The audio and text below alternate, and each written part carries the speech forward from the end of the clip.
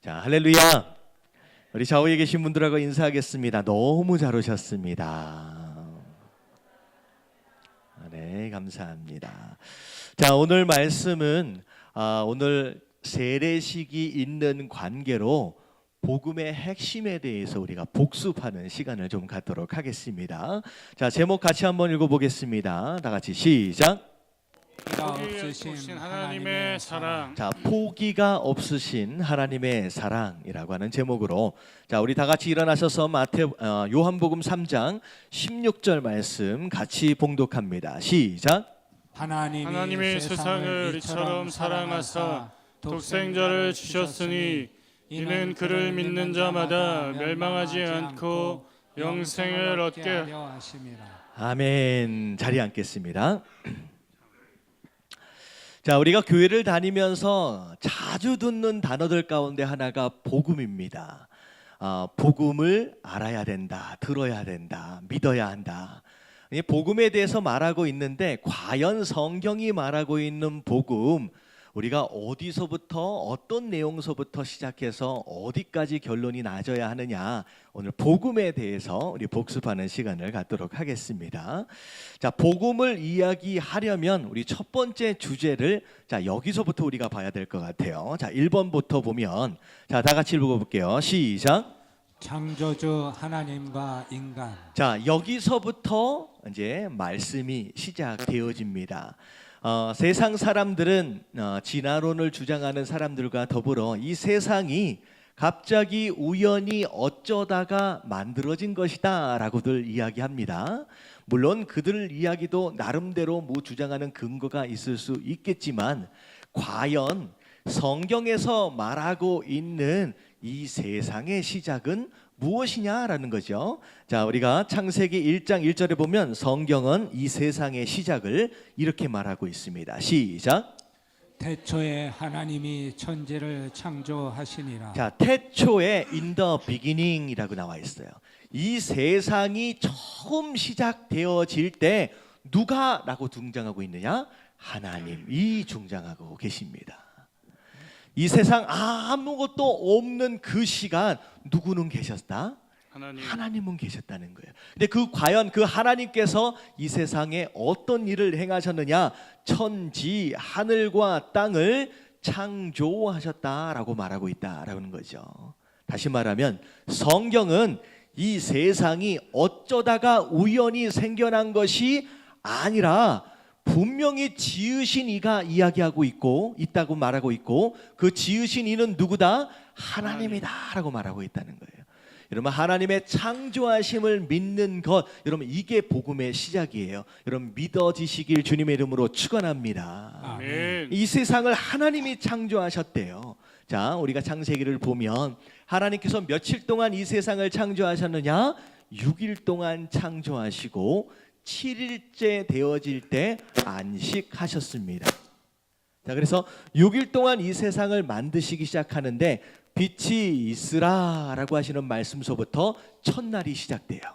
그러고 나서 하늘과 땅에 있는 모든 것들을 질서를 세우시고 그 안에 아름다운 것들을 하나씩 하나씩 채워 넣으시는 가운데, 자, 마지막으로 창조하신 것이 무엇입니까?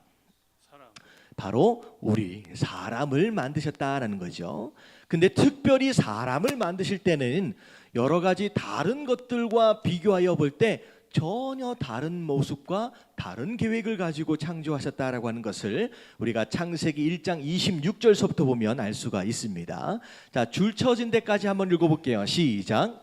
하나님이 이르시되 우리의 형상을 따라 우리의 모양대로 우리가 사람을 만들고. 자, 하나님께서는 사람을 만드실 때만큼은 누구를 닮은 존재로? 하나님 그분 스스로를 닮은 존재로 만드셨다라는 거죠. 근데 이 26절을 보면 우리가 좀 의아하게 생각할 수 있는 단어가 하나가 등장을 합니다. 여러분, 하나님은 몇 분이세요? 한 분이라고 알고 있는데 지금 뭐라고 얘기하고 있느냐? 우리의 형상이라고 얘기하고 있어요. 자, 우리는 1인칭 복수로서 2명 이 사람의 사람을 이야기하거든요. 여러분, 이 말씀을 통하여 우리가 알 수 있는 게 아니라 알 수 있는 게 뭐냐? 하나님은 처음부터 자, 몇 분으로 계셨어요? 성부 하나님, 성자 하나님, 성령 하나님 세 분으로 함께 계신 분으로서 서로 대화하시는 거예요. 대화하시는 가운데 바로 우리의 형상을 닮은 존재로 사람을 만들자라고 하나님께서 하셨고, 그리고 특별히 만드신 목적이 뭐냐? 자, 다 같이 한번 읽어볼게요. 그들로 시작. 그들로 바다의 물고기와 하늘의 새와 가축과 온 땅과 땅에 기는 모든 것을 다스리게 하자 하시고. 네, 사람을 만드실 때는 수많은 피조물 가운데 그저 한 존재로 만드신 게 아니라 만드신 모든 피조물들을 뭐 하도록 하시기 위해서, 다스리도록 하시기 위해서 하나님께서 계획하시고 하나님 사람을 지으셨다라고 하는 것이죠. 자, 그래서 사람이 딱 만들어지고 나서 하나님을 닮은 존재로서 하나님으로부터 특별한 사랑을 받고, 특별히 에덴이라고 하는 동산에 그들로 하여금 머물게 하심으로 말미암아 가장 행복하고 아름다운 삶이 이제 시작이 되었습니다. 여러분, 그게 창세기 1장부터 2장까지 이야기예요. 자, 2번을 가면 정말로 행복한 삶 가운데 무시무시한 일이 벌어졌어요. 자, 그게 창세기 3장서부터 나오는 내용인데, 자, 인간과 하나님 사이에 뭐가 들어왔느냐? 죄라고 하는 것이 들어오게 됩니다. 자, 하나님께서 이 에덴 동산을 딱 만들어 놓으신 가운데, 자, 에덴 동산에 있는 아담과 하와에게 뭘 명령하셨느냐? 동산에 있는 모든 나무의 실과 다 네 거라는 거예요. 다 마음껏 먹고 누려라라고 말씀하셨는데, 그 중에 딱 한 나무의 실과만큼은 네 것이 아니다. 네 것이 아니다. 절대 따먹으면 안 된다라고 말씀하셨습니다. 그 나무의 이름이 뭐예요? 선악과입니다. 선악과에 나오는 실과만큼은 절대 막 먹지 말라고 말씀하셨는데, 먹으면 어떻게 된다고 말씀하셨어요? 정령 죽으리라라고 말씀하셨다는 거죠. 그래서 하나님께서 이 선악과를 만드시고 나서 이 명령을 하셨는데, 왜 하나님께서 선악과를 만드셨느냐? 자, 같이 한번 읽어볼게요. 창조주 하나님을 시작. 창조주 하나님을 기억하게 하고 하나님과의 신뢰적 관계 안에서 스스로 피조물임을 인식하도록 하는 안정장치. 네, 왜 선악과를 만드셨느냐? 이 세상에 있는 모든 것들을 다 다스릴 수 있는 권세를 주셨고요, 모든 것을 다 누릴 수 있도록 허락하셨습니다. 그렇기 때문에 사람이 시간이 지나면서 누굴 잃어버릴 수 있어요. 내가 나를 만드신 창조주가 계시다라고 하는 것을 잊어버릴 수 있다는 거죠. 그래서 그 창조주 하나님을 기억하도록 하기 위해서, 그리고 스스로 내가 주인이 아니라 피조되어진 자다라고 하는 것을 인식하도록 하기 위해서 안전장치로 선악과를 허락하신 거예요. 근데 사람이 이 선악과를 어떻게 했느냐?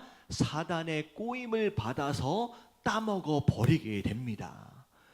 누릴 수 있는 많은 것들이 있음에도 불구하고 따먹지 못하는 그 딱 한 나무에 집중하는 것으로 말미암아 욕심이 생긴 거예요. 결국 그것으로 죄를 저질러 버리게 된 거죠.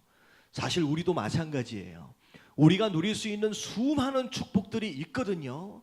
근데 항상 하나님 앞에 나올 때는 뭐만 기억이 나느냐? 내가 누리고 있는 이 축복이 기억이 나는 게 아니라 아직 누리지 못하는 그것 하나 때문에 불평하고 원망하는 마음들이 생길 수 있다는 거지요. 그게 바로 죄가 시작되는 과정입니다. 욕심이 생기는 거예요. 내 것이 아닌 것에 점점 손을 대기 시작하는 이런 과정. 결국 나중에는 무슨 생각이 들어지느냐? 과연 하나님이 우리를 사랑하시느냐라고 하는 것에 대한 신뢰가 무너지기 시작하면서 결국은 이 선악과를 따먹게 되는 것으로 말미암아 사람과 하나님의 관계는 깨어져 버리게 됩니다. 그래서 결국은 이 죄로 말미암아 사람과 하나님과의 관계가 깨어짐으로 말미암아 모든 저주가, 모든 불행이 시작되었다라고 하는 거예요. 여러분, 많은 인생들이 그런 얘기를 해요. 하나님이 과연 계시다라고 한다면 왜 이 세상이 전쟁과 기근과 문제와 아픔과 재앙과 이런 것들이 끊어지지 않느냐? 하나님이 진짜 계시다라고 한다면, 그리고 그분이 사랑의 하나님이다라고 한다면 이런 세상이 있어서는 안 되지 않느냐라고 얘기하지만, 원래 하나님께서 처음 만드신 세상은 그런 세상이 아니었다는 거예요. 누가 망쳐버렸어요? 사람이 죄를 지은 것으로 말미암아 스스로 하나님과의 관계를 끊어내버림으로 말미암아 하나님을 떠나버렸어요. 그래서 우리 인생의 이 모든 저주와 불행이 시작되었다는 거죠. 자, 창세기를 보면 하나님과의 온전한 관계가 깨어져 버렸어요. 자, 그것으로 끝났느냐? 그 다음에 누구와의 관계가 깨어지느냐? 사람과 사람 사이의 관계가 깨어지기 시작합니다. 하나님과의 아름답고 행복한 삶을 살았을 때는 아담이 하와를 처음 봤을 때 뭐라고 얘기했느냐? 내 살 중에 살, 뼈 중에 뼈라고 얘기하면서 정말로 사랑스럽게 그 아내를 대했는데, 하나님과의 관계가 딱 깨어지는 순간 아담이 하나님에게 뭐라고 얘기하느냐? 당신이 만들어준 이 여자가 나로 하여금 범죄하게 만들어버렸습니다 라는 이야기를 하는 거예요. 죄 지은 이유가 누구 때문이라는 거예요? 저 여자 때문입니다. 그 여자를 누가 만들어줬어요? 하나님이 만들었다. 결국은 모든 인생이 왜 자꾸 서로 분쟁하고 싸우고 전쟁하고, 심지어 이 모든 것에 대한 원인을 왜 하나님께 돌리게 되었느냐? 여러분, 이 죄가 인간 안에 들어오게 시작하면서부터 바로 이런 불행이 시작되는 거예요. 오늘날 세상 사람들이 다 얘기하잖아요. 그들은 하나님 믿지도 않아요. 그러면서 무슨 일만 벌어지면 누구에게 불평해요? 하나님이 계시다면 이럴 수 있느냐라는 얘기. 결국은 죄가 들어오는 것으로 말미암아 이 모든 깨어진 관계가 시작이 되어집니다. 여러분, 사람과의 관계만 깨어지는 것으로 끝나는 게 아니라 만물과의 관계도 깨어져 버리는 거예요.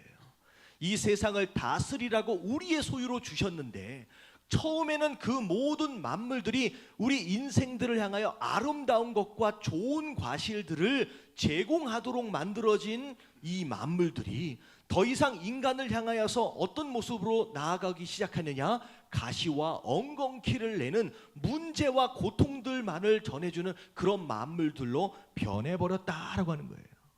자, 결국 창세기 3장 19절서부터 나오는 내용이 뭐냐? 자, 이 죄의 결과로 말미암아, 다 같이 시작. 내가 흙으로 돌아갈 때까지 얼굴에 땀을 흘려야 먹을 것을 먹으리니 내가 그것에서 취함을 입었음이라. 너는 흙이니 흙으로 돌아갈 것이니라 하시니라. 자, 네가 흙으로 만들어졌느냐? 결국 나중에 뭐 된다는 거예요? 흙으로 돌아갈 것이다. 근데 죽는 것으로 끝나는 것이 아니라 너희가 이 땅을 살면서 그저 먹고 사는 것마저도 걱정하고 근심하고 염려하며 살아갈 수밖에 없고, 이마에 땀을 흘리지 않으면 생존할 수 없는 그런 인생이 되어버린다라고 하는 거예요. 여러분, 죄 짓기 전에는 에덴 동산에서 이런 걱정할 필요가 없었거든요. 땀 흘리지 않아도 충만하게 누릴 수 있었는데, 결국 죄를 짓고 나서 하나님을 떠나버리는 것으로 말미암아 그동안 누릴 수 있는 모든 축복들이 다 떠나게 되어버렸다는 거예요. 그래서 매일매일 무슨 걱정하는 거예요? 오늘은 뭐 먹고 살까? 내일은 뭐 먹고 살까를 염려하며 살아갈 수밖에 없는 그런 인생이 되어버렸다라고 해요. 자, 결과적으로 자, 데살로니가 후서 1장 8절부터 9절까지 보면 그렇게 저주받고 고생하는 인생을 살다가 죽으면 끝나느냐? 그렇지 않다는 거예요. 자, 8절 9절 같이 한번 읽어봅니다. 시작. 하나님을 모르는 자들과 우리 주 예수의 복음에 복종하지 않는 자들에게 형벌을 내리시리니 이런 자들은 주의 얼굴과 그의 힘의 영광을 떠나 영원한 멸망의 형벌을 받으리로다. 네, 죽는 것으로 끝나버리는 것이 아니라 지은 죄에 대한 대가로 형벌을 다 치러야 할 날이 올 것이다 라고 말씀하시는 거예요. 여러분, 이게 우리 인생의 현 주소입니다. 왜 우리가 이 고생하며 사는지, 왜 이렇게 염려와 근심과 걱정이 끊어지지 않는 삶을 사는지, 왜 끊임없이 전쟁하고 분쟁하고 다투며 사는지, 여러분, 이 모든 원인이 어디에서부터 시작된 것이냐? 하나님을 우리가 떠나버렸어요. 죄를 짓는 것으로 말미암아, 불순종하는 것으로 말미암아 하나님을 떠난 거, 그 하나님과의 깨어진 관계로부터 시작되었다라고 하는 것이죠. 그럼 이게 우리 인생이에요. 근데 중요한 건 뭐냐면 바로 여기서부터 복음이 시작되는 거예요. 하나님께서 그런 마음 가지실 수 있어요. 네가 나를 믿지 않았느냐, 나에게 불평했느냐, 나를 원망했느냐, 나를 떠났느냐, 그래 잘됐다 떠나라 라고 포기해버리시고 내버려 두실 수도 있었겠지만, 자, 하나님께서는 우리를 사랑하셨습니다. 하나님께서는 우리를 포기하지 않으셨다라고 하는 거예요. 그래서 세 번째 나오는 말씀이 오늘 본문에 나오는 요한복음 3장 16절입니다. 자, 줄 쳐진 데만 한번 읽어볼게요. 다 같이 시작. 하나님이 세상을 이처럼 사랑하사. 자, 하나님이 세상을 이처럼 사랑하셨대요. 누가? 하나님이. 그래서 그 사랑 때문에 이 세상을 포기하지 못하셨다는 거예요. 그래서 우리를 내버려 둘 수가 없었다라는 거예요. 근데 중요한 단어가, 저는 이 말씀을 묵상하면서 제일 마음에 걸렸던 단어가 하나님이 누구를 사랑하셨대요? 여러분, 인간을 사랑하셨다라고 말씀하시지 않고, 사람을 사랑했다가 말씀하시지 않고 세상을 이처럼 사랑했다가 말씀하고 계세요. 왜 세상이라고 이야기했을까? 저는 이 말씀을 묵상하다가 하나님께서 주시는 마음이 뭐냐면, 여러분 혹시 연애하셨을 때 기억나세요? 네, 연애하셨을 때 제가 질문을 한 거예요. 뭐 기억이 나시면 연애할 때 사랑하는 그이만 생각하고 사랑하면 그녀만 생각하면요, 사랑하는 그녀만 생각하면 뭘 가진 느낌이에요? 세상을 다 가진 느낌이에요. 너무 행복하잖아요. 이게 전혀 공감을 안 해주시는데 연애를 전혀 안 해보셨나? 잊어버렸어요. 이게 빨리 그 사랑을 돌려받아야 되는데 정말로. 그러니까 진짜 누군가를 사랑하면요, 세상 아무것도 없어도 좋고 그 사람만 있으면 될 것 같은 그런 마음. 여러분, 이게 사랑하는 자가 있을 때에 연애하는 자의 마음이에요. 근데 어떤 불행한 상황으로 인하여 헤어짐을 경험했던 사람들 혹시 생각을 해보세요. 내 사랑하는 그이가 떠났어요. 그녀가 떠났어요. 그러면 사실은 내 삶 가운데 떠난 것은 딱 누구뿐이에요? 그이고 그녀뿐이에요. 근데 내가 사랑하는 그이가 떠나는 순간, 그녀가 떠나는 순간 내가 느끼는 감정은 이 세상에 있는 모든 것을 다 뭐 해버리는 것 같다? 다 잃어버린 것 같은 느낌. 여러분, 진짜 누군가를 사랑해보고 그 사랑하는 자를 잃어본 경험이 있는 자는요, 세상을 잃어버린 느낌이 어떤 느낌이냐라고 하는 것을 알 수 있다는 거예요. 여러분, 왜 하나님께서 인간을 이처럼 사랑하사라고 말씀하시지 않고 세상을 이처럼 사랑하사라고 표현하셨을까? 여러분, 하나님에게 있어서 인간은 곧 무엇과 같다? 세상과 같은 거예요. 사실 떠나버린 존재는 인간 한 존재예요. 아담과 하와만 떠났거든요. 에덴 동산은 원래 있던 그 자리에 그대로 있었어요. 하늘과 땅도 원래 있던 그 자리에 있었는데 인간 가장 사랑하는 그들이 떠나버리는 순간 하나님이 느끼는 아픔은 뭐냐면 이 세상에 있는 모든 것들이 그분을 떠나버린 것 같은 생각이 들어지는 거예요. 여러분, 이게 하나님이 우리를 향하신 사랑인 줄로 믿습니다. 어쩌다가 어떤 피조물들, 수많은 피조물들의 하나 정도가 아니라 우리 하나님에게 있어서 우리 인생이 그분에게 있어서는 세상 모든 것이었다라고 하는 거예요. 여러분, 그게 바로 하나님의 사랑이에요. 그래서 어떻게 하기로 작정하셨느냐? 사람이 없는 세상은 의미가 있어요, 없어요? 하나님에게 의미가 없는 거예요. 그래서 그 인생을 구해볼 방도를 찾으셨는데, 여러분, 죄를 지은 자는 그 죄에 대한 값을 다 치러야 하는 게 공의예요. 그래서 대신 그 값을 치러내시기 위해서 이 땅에 누굴 보내셨어요? 자, 예수님을 이 땅에 보내주셨어요. 그 다음 내용이 그겁니다. 독생자를 주셨으니. 예수님께서 하나님께서 왜 독생자를 주셨습니까? 예수님을 왜 우리에게 주셨어요? 우리가 마땅히 지불해야 할 그 죄에 대한 대가를 대신 지불해 주시기 위해서, 그 죽임을 대신 당해 주시기 위해서 십자가에 못 박혀 돌아가시기 위해서 이 땅에 오셨다라고 하는 거예요. 그래서 그러면 우리가 살 수 있는 방법은 뭐 하는 방법뿐이냐? 그 죄에 대한 문제를 해결하려고 스스로 노력하고 애쓰는 게 아니라 뭐 하기만 하면 돼요? 그 예수님을 믿기만 하면 된다라고 하는 거예요. 그래서 그를 믿는 자마다 뭐 하지 않는데요? 멸망할 필요가 없어지는 거예요. 대신 예수님께서 심판을 받아주셨기 때문에 더 이상 멸망할 필요가 없이 무엇을 얻게 하려고? 영생을 얻게 하려고 하는, 이게 하나님께서 우리를 살리시기 위해서 허락하신 살 유일한 방법인 줄로 믿습니다. 세상 사람들, 세상 다른 종교들은 애를 쓰는 거야. 이 죄에 대한 문제를 해결해 보기 위해서 이런 수단 저런 수단, 이런 방법 저런 방법 애써 보지만 방법이 없는 거예요. 이 방법밖에. 우리가 지은 죄를 누가 대신 져줄 수 있겠느냐는 거예요. 우리를 만드신 그분이, 그 하나님께서 대신 짊어지시기로 작정하셨다라고 하는 거예요.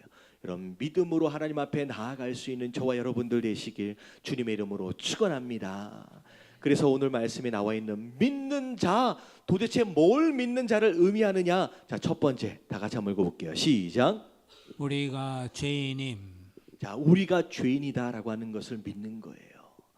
나는 죄를 지었기 때문에, 나는 죄인이기 때문에 나는 스스로 구원할 방법이 없습니다. 나는 멸망받을 수밖에 없는 존재입니다 라고 하는 걸 깨닫는 거. 자, 두 번째 다 같이 읽겠습니다. 시작. 자, 밑에 시작. 예수님의 대신 죽으심. 네. 하지만 내가 치러야 할 그 죄에 대한 대가를 예수님께서 다 지불해 주셨습니다. 내가 죽어야 할 그 자리에 예수님께서 대신 죽어 주셨습니다 라고 하는 걸 믿는 거예요. 그리고 세 번째 뭘 믿는 것이냐? 용서하심. 내가 예수님을 믿고 예수님께 내 죄를 고백하고 회개하며 나아가면 내가 어떤 죄를 지었든 그 예수님께서 대신 다 용서해 주시겠다라고 하는 것을 믿는 거. 여러분, 우리가 믿는다라고 하는 것은 바로 이 세 가지를 믿는 것을 의미합니다. 여러분, 이 믿음을 가지시게 되길 주님의 이름으로 축원합니다. 자, 그러면 우리에게 뭘 주신다고 약속하셨느냐? 영생을 주시겠다라고 약속하셨는데, 여러분, 이 영생은 뭘 의미하느냐? 자, 첫 번째 다 같이 시작. 심판에 이르지 않는다. 네, 죄에 대한 대가를 우리가 지불할 필요가 없어지는 거예요. 없어지는 거예요. 더 이상 심판받을 필요가 없어진다라고 하는 것이죠. 자, 두 번째, 자, 영생을 얻는다라고 하는 것은 무슨 의미냐? 다 같이 시작. 깨어진 모든 관계의 회복. 예. 자, 우리가 죄를 지어서 누구와의 관계가 깨어졌어요? 하나님과의 관계가 깨어져 버렸잖아요. 결국은 믿음으로 말미암아 그 모든 깨어지는 관계, 하나님과의 관계, 인간들과의 관계, 만물들과의 관계를 다 회복시켜 주시겠다라고 말씀하시는 거예요. 그래서 자, 요한복음 1장 12절을 보면 이렇게 나와 있어요. 다 같이 한번 읽어볼게요. 시작. 영접하는 곧 그 이름을 믿는 자들에게는 하나님의 자녀가 되는 권세를 주셨으니. 믿는 자들에게는 그저 살 수 있는 방법, 아니면 심판받지 않을 수 있는 방법만을 제공한 것이 아니라, 기회만을 제공한 것이 아니라 뭐가 되는 권세를 주셨다? 예, 하나님의 자녀가 되는 권세를 주셨다라는 거예요. 여러분, 이게 뭐냐면요, 그 우리 한국 속담에 그런 속담이 있거든요.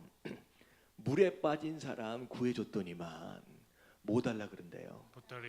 예, 보따리 내놓으라 그런다고요. 여러분, 이게 어떤 의미냐면요, 어떤 의미예요? 구해줌을 받았는데 구해준 거에 감사하지 못할 망정 엉뚱한 건 내놓으라고 지금 얘기하는 거잖아요. 근데요, 여러분, 구원을 받은, 물에서 구원을 받은 사람 입장을 한번 생각해 볼 필요가 있어요. 구원을 받긴 받았어요. 생명을 얻었어요. 근데 생명을 얻었는데 앞으로 살 길이 어떻다? 막막한 거예요. 뭘 잃어버렸기 때문에. 보따리. 보따리를 잃어버렸기 때문에. 이게 굉장히 중요해요. 살려만 줬지요. 앞으로 내가 어떻게 살아야 할지, 어떻게 입에 풀칠하며 살지 막막한 거예요. 근데 하나님은 심지어 뭐까지 준비해 놓으신 것이냐? 이 보따리까지를 다 준비해 두신 거예요. 그 이상의 것을. 그냥 우리를 살려만 두신 것뿐만이 아니라 앞으로 우리가 어떻게 살아야 할지 보따리 하나 챙겨주신 것만이 아니라 그냥 우리를 뭐 삼아 주셨다. 자녀 삼아 주심으로 인하여 우리가 앞으로 어떻게 살 것에 대하여 걱정하거나 염려할 필요가 없도록 다 만들어 주셨다라고 하는 거예요. 여러분들, 이게 우리를 위하여 준비하신 영생인 줄로 믿습니다.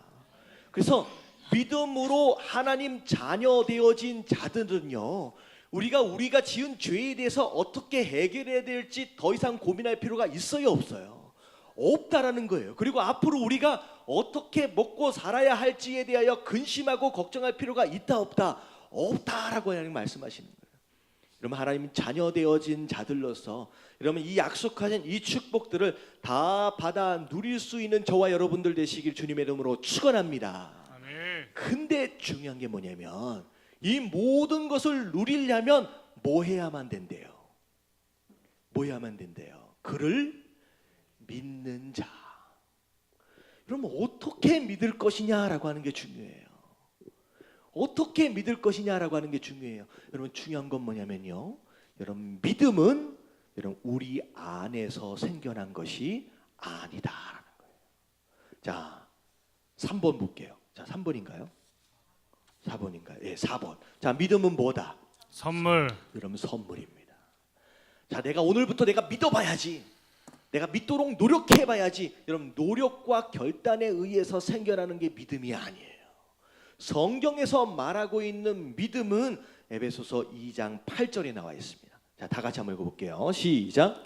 너희가 그 은혜를 인하여 믿음으로 말미암아 구원을 얻었나니 이것이 너희에게서 난 것이 아니요 하나님의 선물이라. 자, 너희가 무엇을 인하여? 그 은혜를 인하여라고 나와 있어요. 여러분, 은혜가 무슨 뜻이에요? 은혜가 무슨 뜻이에요? 만한 자격이 없는 자에게 주어지는 하나님의 네, 이 정도 되면 좀 나올 수 있을 만도 한데 받을 만한 자격이 없는 자들에게 주시는 하나님의 선물이에요. 우리가 대단하게 무엇을 준비했거나 대단하게 무엇을 애쓴 게 아니라는 거예요. 그저 받을 만한 자격이 없는 자들에게 선물처럼 주어지는 게 은혜고, 그것으로 우리에게 믿음이 들어온다는 거죠. 그것으로 구원을 얻는데, 자, 이 믿음이란 뭐냐? 이것이 너희에게서 난 것이 아니래요. 믿음은 우리 안에서 만들어질 수 있는 게 아니라는 거예요. 우리가 노력해서 생겨질 수 있는 것이 아니다. 하나님의 뭐다? 선물이다. 다시 말하면 믿음은 누가 주시는 거예요? 하나님이 주시는 것이다 라고 하는 거. 여러분, 이 선물을 받으시게 되길 주님의 이름으로 축원합니다. 이게 너무 중요한 거예요. 애쓰지 마세요. 오히려 하나님 이 선물을 받기 원합니다.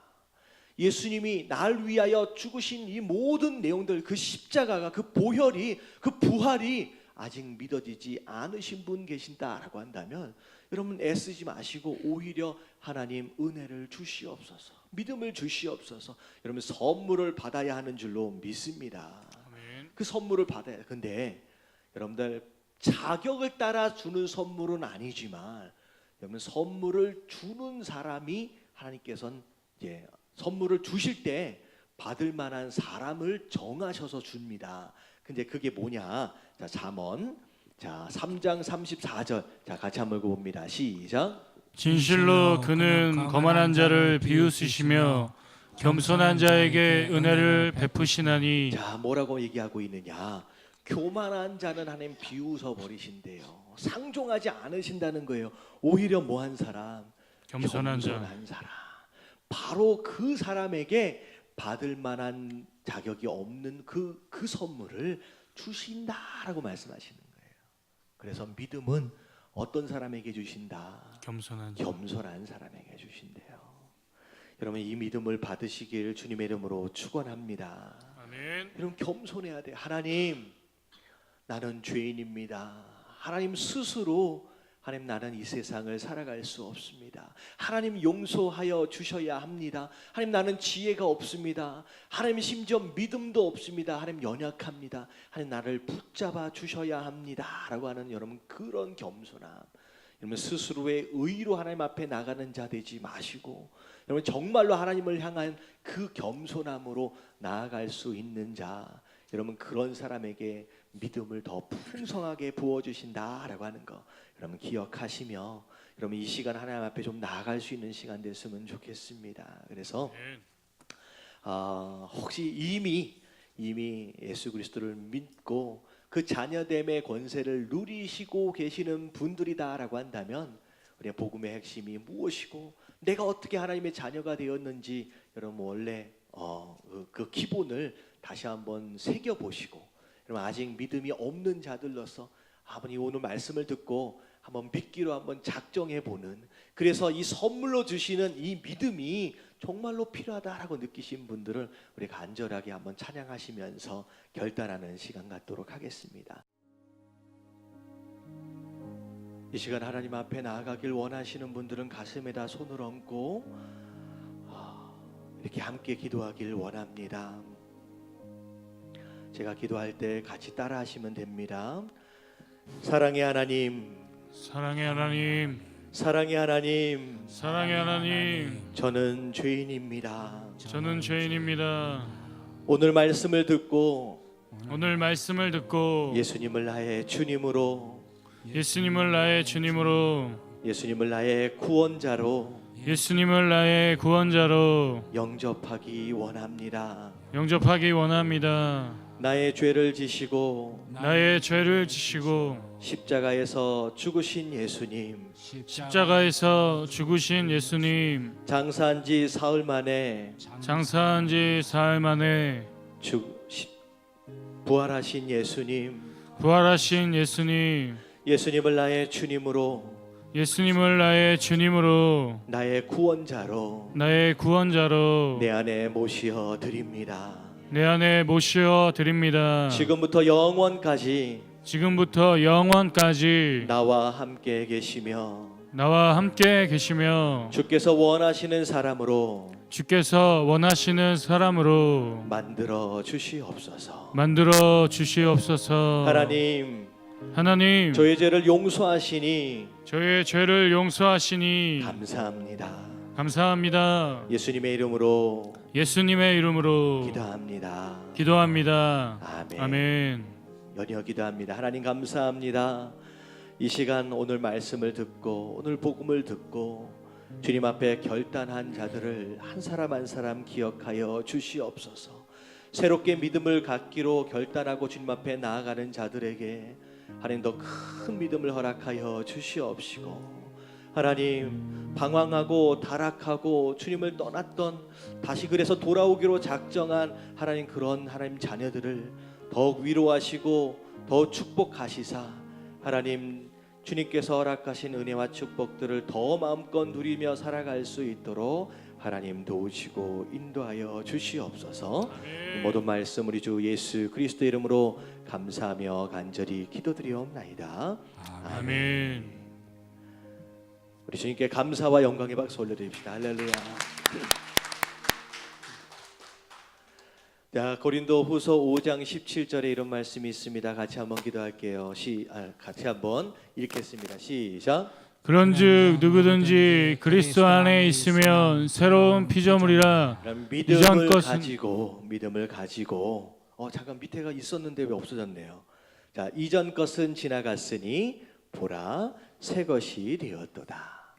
이런 믿음을 가지고 주님 품 안으로 들어간 자들, 여러분 옛 것이 다 지나가지고 새로운 피조물로서 새 것으로의 삶을 사실 수 있는 저와 여러분들 되시길 주님의 이름으로 축원합니다. 아멘. 그래서 여러분 혹시 오늘 세례를 받으실 분 외에 새롭게 결단하신 분 계시면 나중에 예배가 끝나고 나서 저를 잠깐 찾아오시면요, 다음에 어떻게 할 수 있을지 지도해 드리도록 하겠습니다. 자, 오늘은 이제 세례를 받는 이제 그런 시간이 되겠습니다. 자, 우리가 왜 세례를 받아야 하느냐? 마가복음 16장 16절 말씀 같이 한번 읽어볼게요. 시작. 믿고 세례를 받는 사람은 구원을 얻을 것이요 믿지 않는 사람은 정죄를 받으리라. 자, 믿으면 구원을 얻고 믿지 않으면 정죄를 받을 것이다 라고 말씀하실 수도 있는데 굳이 믿고 뭐를 받으래요? 세례를 받으래요. 다시 말하면 세례 받는 것은 예수님의 명령입니다. 아멘. 내 생각에는 뭐 이거 뭐 별거 안 해도 될 텐데 여러분 그 마음이 아니라 예수님이 하라고 명령하신 것이다 라고 한다면 오히려 믿음을 가지고 뭐 하는 것이다? 순종하는 것입니다. 그래서 예수님 명령하심을 따라서 우리가 세례를 받는 것인데요. 자, 세례를 받는 것이 무슨 의미를 가지고 있느냐? 자, 이제 우리는 이제 약식으로 이제 세례를 주는데요. 제가 바라고 원하는 것은 우리 새로 성전이 지어지면 이제 침례를 할 수 있게끔 시설을 좀 갖추면 좋을 것 같습니다. 근데 약식으로 세례를 주는데 원래 침례는 어떻게 하는 것이냐면요. 물이 있으면 물 아래로 어떻게 되는 거예요? 완전히 잠기는 거예요. 머리 끝까지. 그렇게 되는 것으로 말미암아 뭘 고백하는 것이냐? 하나님, 이제 옛사람은 어떻게 됐다는 거예요? 죽었습니다. 죄짓고 살고 내 맘대로 살았던 나의 옛사람은 이제 죽어버렸습니다 라고 고백하는 거예요. 그러고 나서 물에 계속 들어가 있으면 어떻게 돼요? 안 되잖아요. 그러면 나오잖아요. 나오는 순간 뭘 고백하느냐? 이제 예수님이 우리에게 허락하신 그 생명 가지고 새 생명, 새로운 삶을 이제는 살겠습니다 라고 하는 것을 고백하는 것이 바로 침례입니다. 특별히 세례를 받으실 때는 무엇을 기억하시면 되냐면요. 이제 물이 머리에 얹혀지는 순간 물이 도르르 흘러내릴 거예요. 그러면 뭘 생각하시면 되냐면 하나님, 내 죄를 용서하여 주심을 감사드립니다. 남겨진 이 모든 죄가 이 물과 더불어서 어떻게 해달라고요? 다 씻어지게 하여 주시옵소서. 그래서 이제는 깨끗한 성도의 삶을 이제 살아갈 수 있도록 도와달라고 여러분 기도하시면 좋을 것 같아요. 할렐루야. 네, 우리 세례 받으시는 우리 두 분이 계시는데 여러분 위에서 같이 기도해 주시면서 여러분 처음 세례 받고 침례 받으셨을 때를 기억하시면서 함께 영으로 참석하시면 너무 좋을 것 같아요. 자, 세례자 이 앞으로 나오시도록 하겠습니다. 자, 우리 장로님 나오셔서 좀 도와주시고요. 자, 한 칸만 올라오시면 좋을 것 같아요. 자, 부축이 필요하시면 한 칸만 딱 올라오셔서 자, 오늘 세례 받게 되어지시는 우리 박시문 성도님, 박민예 성도님, 제가 질문을 드리는 내용에 동의하시면 아멘으로 답해 주시면 되겠습니다. 자, 박시문, 박민예는 하나님 앞에 죄인인 줄 인정하며 그 진노를 면치 못한 줄 알고 그의 크신 자비하심으로 구원 얻을 것밖에 소망이 없는 자인 줄 믿으십니까? 잘 들려야 돼요. 자, 믿으십니까? 아멘. 자, 두 번째 질문입니다. 박시문, 박민예는 주 예수 그리스도께서 하나님의 아들 되심과 죄인의 구주가 되신 줄 믿으며 복음에 말한 바와 같이 구원하실 이는 오직 예수뿐이신 줄 알고 그를 믿으며 그에게만 의지하기로 서약하십니까? 박시문, 박민예 씨는 지금부터 성령의 은혜만 의지하고 그리스도를 따르는 자가 되고 모든 죄악을 버리고 그의 가르침과 본을 따라 살기로 서약하십니까?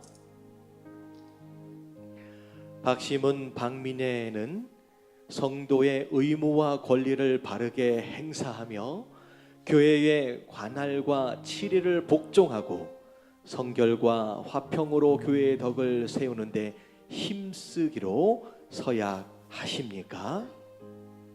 아멘. 심리하겠습니다.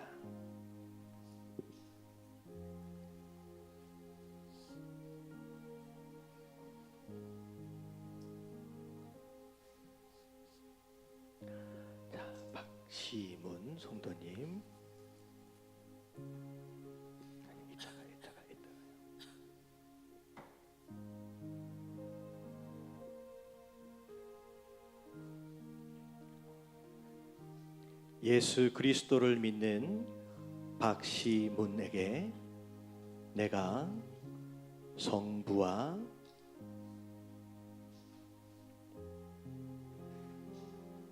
성자와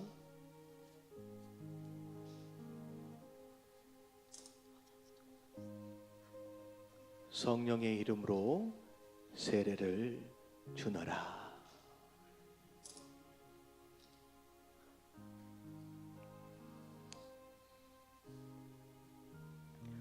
예수 그리스도를 믿는 박민예에게 내가 성부와 성자와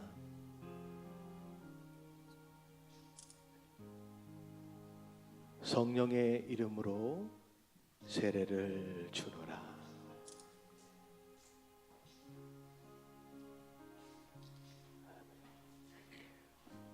하나님 감사합니다. 오늘 세례를 받은 박심은 박민의 성도에게 믿음과 은혜를 더 풍성하게 부어 주시어서 주님 뜻대로 말씀대로 순종하며 살아갈 수 있도록 능력을 더 충만하게 부어 주시옵소서. 이 시간 함께하여 주심을 감사드리오며 이 모든 말씀 우리 주 예수 그리스도 이름으로 감사하며 간절히 기도드리옵나이다. 아멘. 세례 증서 이름 박시문, 위사람은 2017년 4월 23일 성부와 성자와 성령의 이름으로 세례를 받고 대한예수교 장로회 예담교회 세례교인 되었음을 증명합니다. 2017년 4월 23일 대한예수교 장로회 예담교회 담임 목사 손영철.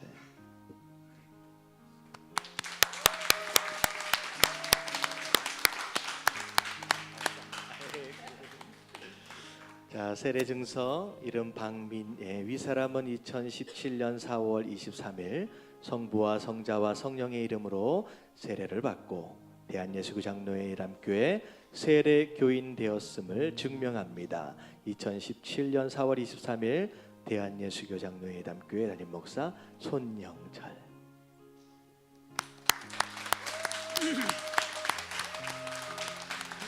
네, 뒤로 돌아서 다시 한번 인사하실 때 더 큰 격려의 박수 하겠습니다. 네, 더 믿음 가지고 돌아갈 수 있도록 자, 들어가시면 되겠습니다. 우리 오늘 세례 교인 되어지신 우리 두 분, 그리고 우리 교회에게 귀한 두 열매를 주신 우리 하나님께 감사와 영광의 박수 올려드리겠습니다. 할렐루야. 이따가 벗겨드려도 될 것 같아요. 이따가. 자, 오늘 마지막 말씀입니다. 성도 되어진 자들로서 이제 어떻게 살아야 하느냐, 세 가지만 말씀을 드릴게요. 다 같이 1번 같이 한번 읽어볼게요. 시작. 성령 충만을 받으라. 자, 내가 예수님이 누구냐라고 하는 것을 고백할 수 있도록 도와주시는 분이 누구냐면요, 성령 하나님이에요. 근데 성령 하나님 이미 내 안에 들어와 계시지만 우리가 성령 충만하지 않으면요, 능력 있게 이 땅을 살아가기 쉽지 않다라고 하는 것이죠. 여러분 기도하실 때 하나님, 이제는 내 능력과 내 힘으로 사는 존재가 아니라 누가 주시는 능력? 성령 하나님께서 주시는 그 능력 가지고 그 뜻대로 살아가는 사람들 될 수 있도록 해달라고 여러분들 항상 기도해 주시길 주님의 이름으로 축원합니다. 아멘. 자, 그리고 두 번째는 다 같이 한번 읽어볼게요. 자, 두 번째 시작. 잘 붙는 가지가 자, 되어라. 어떤 가지가 되어라? 잘 붙는 가지가 되어래요. 자, 요한복음 15장 5절을 보면 나는 포도나무고 성도 되어진 너희는 가지다. 그가 내 안에 내가 그 안에 거하면 사람이 뭘 맺을 수 있어요? 열매를 맺을 수 있지만 만약에 나를 떠나면 어떻게 된다? 아무것도 할 수 없다라고 이야기하고 있는 거죠. 성도는요, 나무에 붙어 있어야지만 살 수 있고 나무에 붙어 있어야지만 열매 맺을 수 있는 가지다라고 하는 거. 여러분 성도 되어진 자들로서 두 번째 힘써야 될 게 뭐냐면 어떻게 해서든 어디에 붙어 있어라. 가지에 붙어 있는 게 굉장히 중요합니다. 근데 여러분들 이 예수님 나무에 붙어 있는다라고 하는 것이 구체적으로 뭐냐 이 궁금할 수 있어요. 추상적이거든요, 굉장히. 여러분 간단하게 얘기하면 이렇게 설명드릴 수 있어요. 여러분 예수님은 교회의 뭐예요? 머리 되십니다. 다시 말하면 나무 되어진 나한테 바짝 꼭 붙어 있어라라고 하는 이야기는 곧 어디에 붙어 있으란 얘기예요. 여러분 교회에 붙어 있어라라고 하는 내용이에요. 다시 말하면 열매 맺으려면 반드시 어디 붙어 있어야 돼요? 이런 교회에 붙어 있으시게 되길 주님의 이름으로 축원합니다. 아멘. 비록 부족한 것들이 있고 모자란 것들이 있지만 예수님이 스스로 본인이 말씀하신 거예요. 교회, 내가 그 교회의 머리다라고 말씀하시면서, 그래서 힘들고 어렵고 쉽지 않은 일들이 있을 때마다 이런 교회에 붙어 있기를 힘써야 된다라고 하는 거. 자, 마지막으로 3번입니다. 3번 다 같이 한번 읽어볼게요. 시작. 세상으로부터 삶을 구별하라. 자, 이제는 우리가 예수님 품 안으로 왔기 때문에 우리가 죄짓고 내 맘대로 살던 그 자리로 돌아가면 안 된다라는 거죠. 우리가 있어야 할 자리가 따로 있다라고 하는 거예요. 그래서 지난주에 말씀드렸다시피 부활하신 예수님은 무덤 안에 안 계시잖아요. 부활을 믿는 성도 또한 무덤 안에 머물러 있으면 안 된다라고 하는 거예요. 여러분 죄를 떠나시고 나쁜 습관을 떠나시고 여러분 우울한 마음과 여러 근심 걱정하는 여러분 잘못된 이런 죄악된 것들을 다 떠나심으로 말미암아 주님께서 원하시는, 여러분 주님께서 기뻐하시는 그런 성도의 삶 살아가시게 되길 주님의 이름으로 축원합니다. 아멘. 그래서 로마서 6장 13절 마지막 말씀이에요. 13절 또한 거기서부터 시작되는 거 같이 한번 읽어볼게요. 시작. 또한 너희 지체를 불의의 무기로 죄에게 내주지 말고 오직 너희 자신을 죽은 자 가운데서 다시 살아난 자 같이 하나님께 드리며 너희 지체를 의의 무기로 하나님께 드리라. 우리가 전에 살았을 때는 불의의 무기였대요. 움직이면 죄짓고요, 움직이면 싸우고요, 움직이면 잘못된 일들. 하지만 우리는 그런 일에 더 이상 헌신하지 마시고 순종하지 마시고 하나님 뜻 안에서 어떤 무기로 쓰임을 받아라? 의의 무기로 쓰임 받는 성도들 다 되어지시게 되길 주님의 이름으로 축원합니다.